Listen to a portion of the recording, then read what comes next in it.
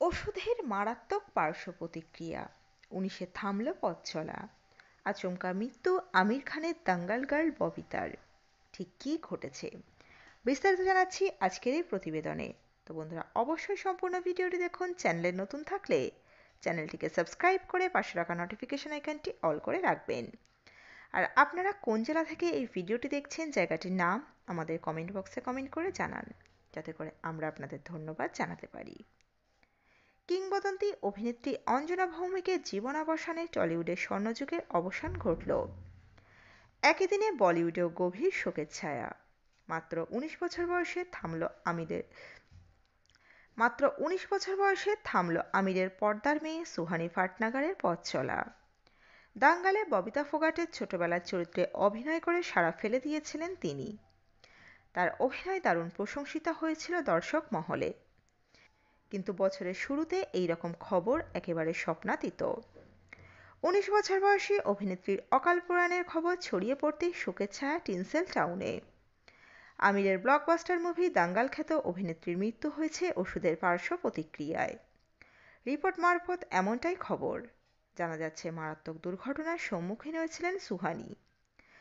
পায়ে ফ্র্যাকচারের দরুন যে ওষুধ চিকিৎসক দিয়েছিলেন সেটা শরীরে পার্শ্ব প্রতিক্রিয়া হয়। ধীরে ধীরে পুরো শরীরে ফ্লুইড ছড়িয়ে পড়ে, যার দরুন 19 বছর বয়সেই শেষ হয়ে যায় উঠতি ট্যালেন্ট সুহানি ফাটনাগারের জীবন। রিপোর্ট মোতাবেক দিল্লির AIIMSে চিকিৎসা চলছিল সুহানির। সবসময় চাইতেন পড়াশোনা শেষ করে অভিনয় জগতে কামব্যাক করতে।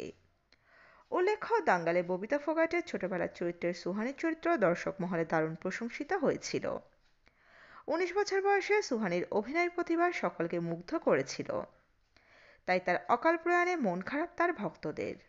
দাঙ্গালে সুহানির অভিনয় যেমন প্রশংসিত হয়েছিল, তেমনি একাধিক বিজ্ঞাপনেরও মুখ ছিলেন তিনি।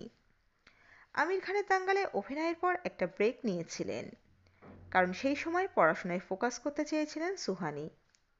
এরপর আবার লাইট ক্যামেরা অ্যাকশনে ফেরার পরিকল্পনা ছিল তার, কিন্তু শেষ ইচ্ছেটা অপূরণীয় রয়ে গেল তার। সুহানি থাকতেন ফরিদাবাদের সেক্টর 17-এ।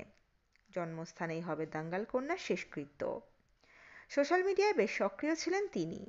মাঝে মধ্যে নিজের ছবি শেয়ার করতেন সুহানি ফাটনাগার। তার শেষ পোস্টটি ছিল নভেম্বর মাসে। সূর্যস্নাত একটি সেলফি শেয়ার করেছিলেন অভিনেত্রী সুহানি। দাঙ্গালের প্রচারের সময় টিমের সঙ্গে একাধিক ছবিও শেয়ার করেছিলেন তিনি।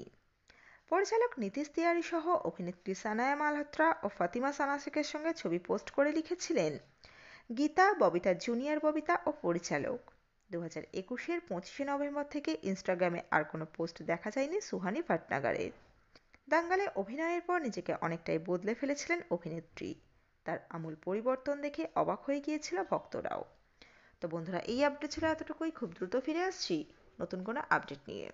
অজানা গল্প চ্যানেলের সঙ্গে থাকার জন্য সকল দর্শক বন্ধুকে অসংখ্য ধন্যবাদ।